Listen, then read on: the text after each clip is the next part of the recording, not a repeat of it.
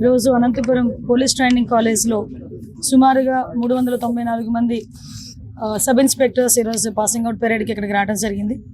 నిజంగా చాలా ఆనందంగా ఉంది. వీళ్ళందరూ కూడా తమ శిక్షణ పూర్తి చేసుకొని ఈరోజు ఒక గర్వంగా ఈరోజు వాళ్ళు బయటికి వెళ్ళి తమ సేవలు అందించడానికి, తమ ఉద్యోగ ధర్మాలు నిర్వర్తించడానికి ఈరోజు వెళ్ళే కార్యక్రమాలకి మేమందరం కూడా ముఖ్య అతిథిగా హాజరైనందుకు ప్రత్యేకంగా డిపార్ట్మెంట్ వాళ్ళందరికీ కూడా ధన్యవాదాలు తెలియజేసుకుంటున్నా. ఈ కార్యక్రమానికి మన డీసీపీ గారు హరీష్ కుమార్ గుప్తా గారు, అదేవిధంగా మన ప్రిన్సిపల్ గారు మోహన్ రావు గారు, డిపార్ట్మెంట్ మొత్తం అందరూ కూడా ఇక్కడికి వచ్చి ఉన్నారు. ఈరోజు ఇక్కడ చూసుకుంటే సుమారుగా దగ్గర 394 మందిలో 97 మంది ఓవరాల్గా మహిళలు ఉండడం అన్నది నిజంగా చాలా గర్వకారణం. ఈ రోజుల్లోనే మేము దేనికి తీసుకోం అనేటట్టుగానే పోలీసు ఉద్యోగానికి కూడా వాళ్ళు స్వతహాగా ముందుకొచ్చి మేము చేస్తామని చెప్పి రావటమే కాకుండా కఠినతరమైన ట్రైనింగ్ ప్రోగ్రామ్ కూడా కంప్లీట్ చేసుకొని ఈరోజు పోలీస్ పాసింగ్ అవుట్ పరేడ్కి ఈరోజు వచ్చిన 97 మంది మహిళా సబ్ ఇన్స్పెక్టర్లకి కూడా మనస్ఫూర్తిగా ప్రత్యేకంగా ధన్యవాదాలు తెలియజేసుకుంటున్నాం. అదేవిధంగా ఈరోజు ఇక్కడ చూసుకుంటేనండి దగ్గర బీటెక్ చేసిన వాళ్ళు, బీకామ్ చేసిన వాళ్ళు, ఎంటెక్లు చేసిన వాళ్ళు, బీఫార్మ్స్ చేసిన వాళ్ళు, అదేవిధంగా ఇంతకు ముందు డిపార్ట్మెంట్లో పోలీస్ కానిస్టేబుల్గా ఉండి ఎస్ఐల కింద ఎలాగైనా అవ్వాలి అని తపంతో చాలా దూర ప్రాంతాల నుంచి చాలా కష్టపడి ఈరోజు ఈ ఎస్ఐ ట్రైనింగ్ పూర్తి చేసుకుని ఈరోజు బయటకు వెళ్ళే పరిస్థితి ఈరోజు కనిపిస్తూ ఉంది.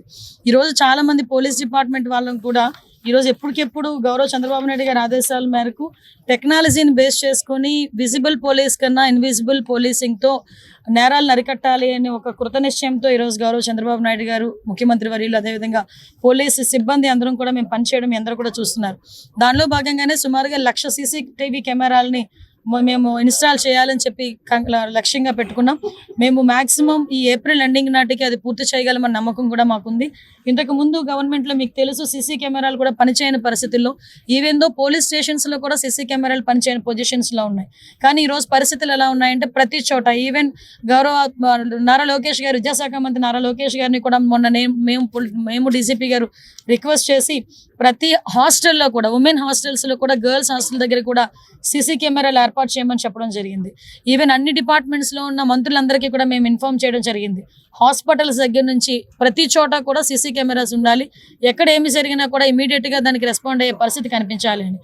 దానికి ఎగ్జాంపుల్ ఏంటంటే నిన్న ట్విట్టర్లో ఒకటి వచ్చింది. తిరుపతి దగ్గర ఒక హాస్టల్ పిల్లలు బయటకు వెళ్తూ ఉంటే ఒక మిస్బిహేవ్ చేసి ఒక అతను వెళ్ళిపోతాడు ఇష్టానుసారంగా మాట్లాడి. సో ఇమీడియట్గా అక్కడ నియర్ బై ఒక పోలీస్, అక్కడ నియర్ బై ఒక ఇంటి దగ్గర సీసీ కెమెరాలు అది క్యాప్చర్ చేసుకొని ఒక అన్నోన్ పర్సన్ మాకు ట్వీట్ పెట్టాడు. దాన్ని మాకు పంపించేసరికి మేము ఇమీడియట్గా ఎస్పీ గారికి పంపించేసరికి వాటిని ట్రేస్ అవుట్ చేసుకొని అలాంటి వాటిని కూడా, అంటే ఈవ్ టీజింగ్ని కూడా అరికట్టడానికి సీసీ కెమెరాలు ఉపయోగపడే పరిస్థితి ఈరోజు కనిపిస్తూ ఉంది. ఇంతకుముందు కొంచెం లేట్గానే కానీ మామూలుగా కూడా బయటకు రావాలన్నా ఈవ్ టీజర్స్ వలన ఇబ్బంది పడే ఆడపిల్లలు కూడా ఈరోజు ఈ సీసీ కెమెరా సర్వేలెన్సెస్ ఉంటే కనుక ఎటువంటి ఇబ్బంది పడకుండా బయటకు వచ్చే పరిస్థితి. తప్పు చేసిన వాడు ఎవడు కూడా తప్పించుకోకూడదు అనే ఒకే ఒక దృక్పథంతో ఈరోజు ఇన్విజిబుల్ పోలీసింగ్ కూడా ప్రత్యేకమైన ప్రాధాన్యత ఇస్తూ డ్రోన్స్ను కూడా ఏర్పాటు చేసి ప్రతి పోలీస్ స్టేషన్లోనే ఏర్పాటు చేసే పరిస్థితి కూడా కనిపిస్తూ ఉంది. మీ అందరికీ తెలుసు ఈరోజు పోలీస్ డిపార్ట్మెంట్ గాంజాయి పట్ల, అదేవిధంగా డ్రగ్స్ పట్ల కూడా ఉక్కుపాదం మోపడం, ఈగలకి కూడా ప్రత్యేకంగా ఒక బడ్జెట్ కేటాయించుకోవడం, సైబర్ పోలీస్ స్టేషన్స్ని కూడా ప్రతి జిల్లాలో ఏర్పాటు చేసుకోవడానికి బడ్జెట్ని రూపొందించుకోవడం కూడా జరిగింది. ప్రత్యేకంగా గౌరవ చంద్రబాబు నాయుడు గారికి, అదేవిధంగా ఆర్థిక శాఖ మంత్రి పయ్యావుల కేశవ్ గారికి, పవన్ కళ్యాణ్ గారికి కూడా ప్రత్యేకంగా ధన్యవాదాలు తెలియజేసుకోవాలి. ఎందుకంటే ఎప్పుడూ లేని విధంగా హోమ్ డిపార్ట్మెంట్కి ప్రత్యేకమైన నిధులు ఏర్పాటు చేసుకోవడం కూడా ఈరోజు బడ్జెట్ కేటాయించడం కూడా జరిగింది. వీటన్నిటితో పాటు పోలీస్ డిపార్ట్మెంట్ని స్ట్రెంథెన్ చేయడానికి, ఇన్ఫ్రాస్ట్రక్చర్ డెవలప్ చేయడానికి, వాళ్ళకి కావాల్సిన టెక్నాలజీకి సంబంధించిన అంత ఎక్విప్మెంట్ కూడా, ఈవెన్ దో మాకు టార్గెట్ ఒకటేనండి, 100 రోజుల్లో కన్విక్షన్ పడేటట్టుగా మేము ప్రయత్నం చేయాలి. 100 రోజుల్లో ఇప్పుడు ఒక పోక్సో కేసు ఉంది. ఆ పోక్సో కేసు మొన్న రీసెంట్గా మీకు ఎగ్జాంపుల్ చెప్పాలి, విజయనగరం జిల్లాలో ఒక పోక్సో కేసు మాకు నమోదైంది. ఇమీడియట్గా అక్కడ ఉన్న ప్రాసిక్యూషన్ డిపార్ట్మెంట్ వాళ్ళు కానీ, పోలీస్ డిపార్ట్మెంట్ వాళ్ళు కానీ, ఫోరెన్సిక్ వాళ్ళు కానీ కోఆర్డినేషన్తో పనిచేయడం వల్ల అతనికి బెయిల్ రాకముందే వితిన్ 100 డేస్లోనే కన్విక్షన్ పడి 25 సంవత్సరాల శిక్ష పడే విధంగా మొన్న రీసెంట్గా 4-5 సంఘటనలు కూడా మీకు గుర్తు చేయాలి. ఇదే మేము టార్గెట్గా పెట్టుకుంటున్నాం. దీనికి ప్రత్యేకంగా ప్రతి నెల కూడా ప్రాసిక్యూషన్ వాళ్ళతోని, డిపార్ట్మెంట్ వాళ్ళతోని కోఆర్డినేషన్కి మీటింగ్స్ కూడా కండక్ట్ చేసుకొని, అంటే ఇప్పుడు విషయం ఎలా అవుతుందంటే చాలా మందికి ఉన్న అపోహ ఏంటంటే దొరుకుతాము, తప్పు చేసాము, దొరికితే చాలా రోజులు పడుతుంది కదా శిక్ష పడేదానికి, తర్వాత ఏం జరుగుతుందో అన్న పొజిషన్ నుంచి మనం కంపల్సరీ తప్పు చేసిన తర్వాత, దొరికిన తర్వాత ఇమీడియట్గా శిక్ష పడుతుంది అన్న భయం అయితే క్రియేట్ అవ్వాలి. అట్ ద సేమ్ టైం చట్టాల్లో ఉంది, పోక్సో కేసు నమోదైన వెంటనే వాళ్ళ మీద కూడా రౌడీ షీట్ ఓపెన్ చేసే పరిస్థితులు కూడా ఈరోజు చట్టాలు కల్పించబడ్డాయి. దాన్ని బేస్ చేసుకొని కూడా ఆడపిల్లల మీద అఘాయిత్యాలు తెగబడిన వాళ్ళు ఎవరైనా ఉంటే కూడా వాళ్ళ మీద ఇమీడియట్గా కేసు ఫైల్ చేయడమే కాకుండా వాళ్ళ మీద రౌడీ షీటర్లు కూడా ఓపెన్ చేసే పరిస్థితి కూడా కనిపిస్తూ ఉంది. మరీ ఎక్కువైతే వాళ్ళ మీద పీడీ యాక్ట్లు కూడా వాళ్ళ మీద పెట్టే పరిస్థితి కూడా కనిపిస్తూ ఉంది. ల్యాండ్ గ్రాబింగ్ కానీ అదేవిధంగా సైబర్ క్రైమ్ విషయంలో కానీ ఎక్కడా కూడా టాలరేట్ చేసే పరిస్థితి కనిపించట్లే.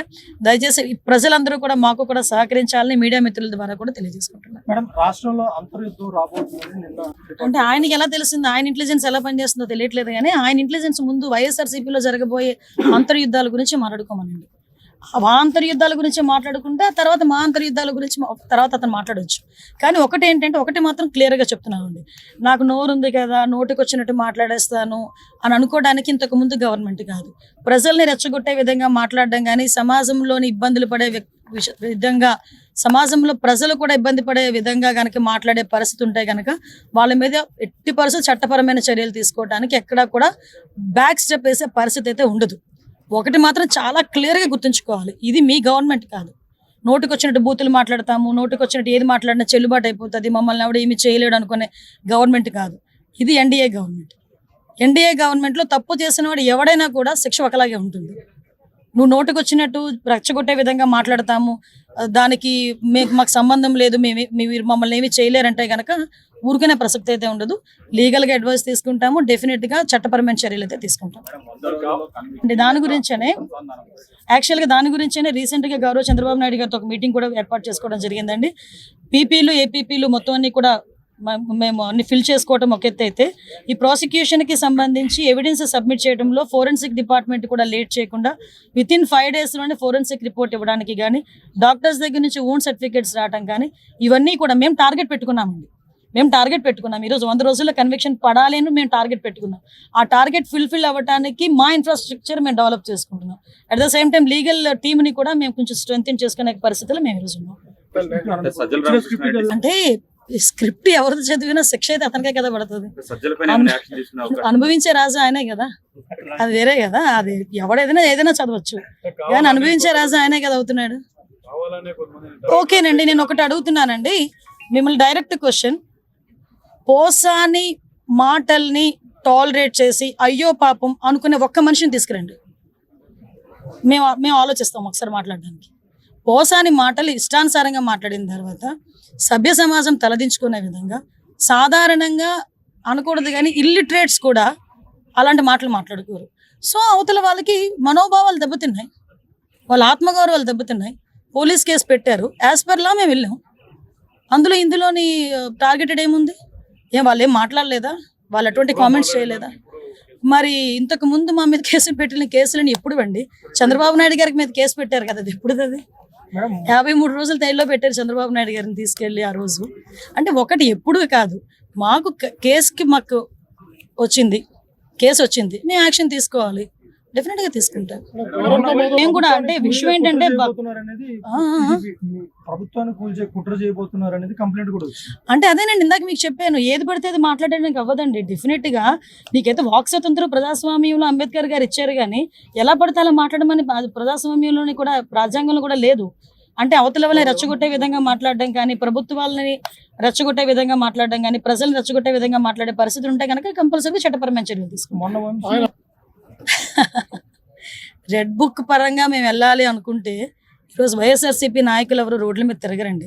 దయచేసి మీరు కూడా అర్థం చేసుకోవాలి, మేము యాజ్ పర్ లా వెళ్తున్నాము, యాజ్ పర్ వాళ్ళు ఎవరైనా కంప్లైంట్ ఇస్తే కంప్లైంట్ బేస్ చేసుకొని వెళ్తున్నాము. పోసాని గారి మీద సుమారుగా 17 కేసులు, దగ్గర 17 కేసులు రాష్ట్రం మొత్తం మీద 17 కేసులు ఫైల్ అయి ఉన్నాయి. వంశీ మీద ఎన్ని కేసులు ఫైల్ అయి ఉన్నాయి మీకు తెలుసు, ఈ రోజుకి కూడా ఏ కేసులు ఫైల్ అయినాయి మీకు తెలుసు. ఇందులోని కక్షపూరితంగా ఎన్డీఏ గవర్నమెంట్ చేయాలి అనుకుంటే వైఎస్ఆర్సీపీ నాయకులు ఎవరు కూడా బయటికి తిరగలేరు. కానీ మేము ఆ కక్ష సాధింపు ధోరణిలోకి వెళ్ళలేదు. అలాగని తప్పు చేసిన వదిలిపెట్టే ప్రసక్తి లేదు. తప్పు చేసిన వాడికి శిక్ష పడాలి, లేకపోతే భయం ఎలా ఉంటుంది? ఉండాలి కదా, భయం ఉండాలి కదా. తప్పు చేసాడు